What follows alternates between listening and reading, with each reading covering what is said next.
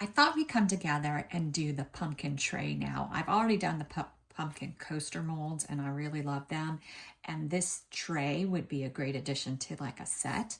I got the molds from Molds and Shapes.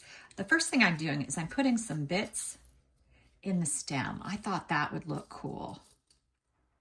And I know I should probably put some resin in there first to avoid bubbles, but I think because it's going to take a long time to cure, I'm hoping that it'll work okay the way I'm doing it.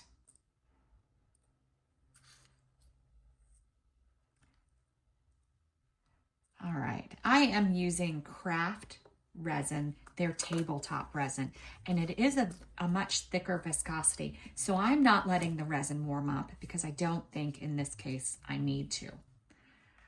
I've mixed up about 16 ounces of resin.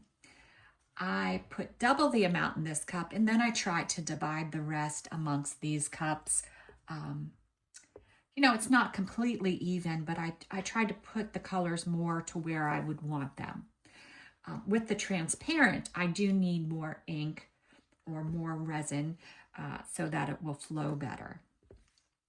In my first 2 cups, I have Sandalwood by Octopus Fluids Resin Ink. And this is my transparent that's going to help everything move around. My other transparent, I used pumpkin. And again, it's just the resin that's going to help the mica powder move around. And the reason you want it thick is you want the mica powder to have to like cut through the resin. And that's what gets the really cool effect. In my first mica powder cup, I used Pearl X Super Copper. I wanted a bit of a dark color that goes with the pumpkin-y scheme, but also is cool looking. In my next cup, and this one I have a little bit more resin than the rest of the mica powder cups. This is my Tiger from Eye Candy, and this is where it's going to get most of its orange color from. And then in my last cup, I did the watermelon, which I also used on my coasters, but I also put a tiny bit of this vibrant bronze. If you guys like Eye Candy pigments, I do have a discount code in my description. And I don't like to pay full price for anything if you haven't heard me say that before. And they don't go on sale as much as other pigments. So use the coupon if you want to get anything.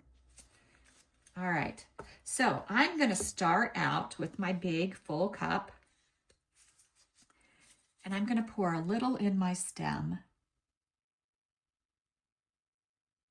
Then I'm going to come out and pour it around the edge of the mold.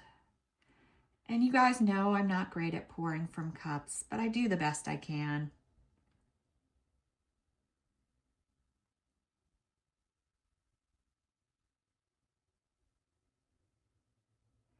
Normally, I would lay down my first transparent coat throughout the whole mold, but we really have a large mold here to work with. So that didn't seem like my best option, so I decided to do it this way.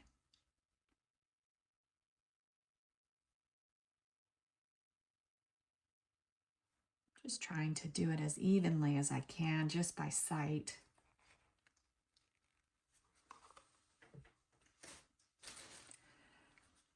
Now I want to use my darker Super Copper. And I'm going to pour this right about the edge of it as best I can.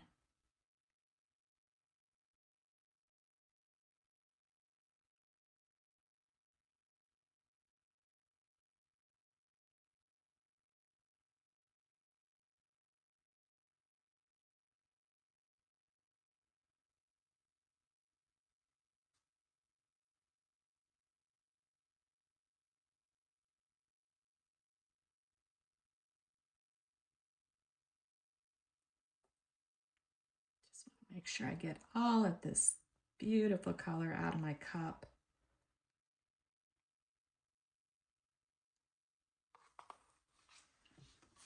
All right, now I'm going to start working from the inside. I'm going to dump almost the entire cup in the center. I'm going to try to leave just a bit in case I need some more transparent. So I'm going to give this a little shove around.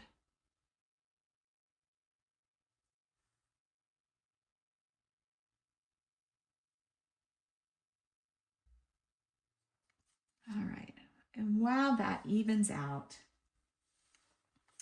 I'm going to get my tiger color. And I'm just going to dump this in the center.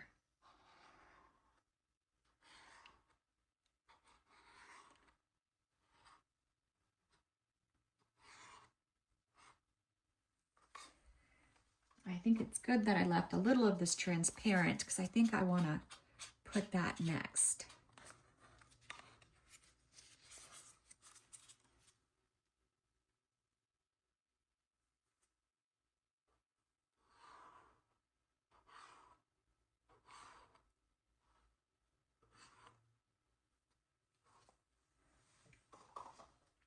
Now I want to use a little bit of this mica powder, and I'm going to go half, or as close to half as I can get it, I think. And then work in some of my pumpkin color.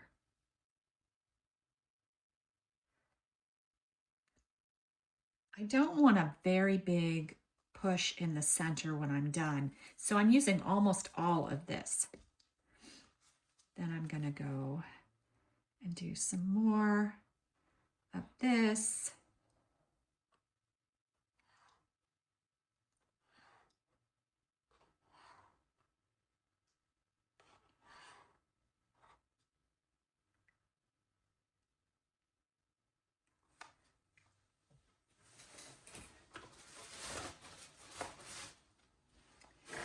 And now I have this little bit of orange left. I'm going to go back to the stem, or the pumpkin, I should say. That'll help push the mica powder back down out of the stem and will also help fill it in any of the holes that remain. It's okay if a little bit of the mica powder goes in the stem, but I really just want that to be bits. Then I just have a little bit left. We're going to go ahead and just put that in the center. As this cures and that hole gets smaller, I may end up doing some sort of swirl to bring it in together a little closer. Now I'm going to wait about 10-15 minutes, and then I'll come back then and use my torch to work some bubbles out. I don't want to do that yet, first of all, because it's too close to the sides of my mold, and I love this mold and don't want to ruin it. If the torch hits the edge of the mold, it will burn my resin to my mold, and then it'll be hard to get out and may rip the mold. We want to avoid that, obviously. So I'm going to give it some time, have it pull together, have it degas some on its own. Then I'll hit it with the torch. I'll swirl the center if I need to close this off. But otherwise, we'll come back when it's time to unmold. See you then. All right, we're back. I did not come back and swirl my center together, so I'm a little worried about how that's going to look. But we'll see how it goes. You just never know how something's going to work out. All right. Oh, wow. Look at that. Look how pretty that is.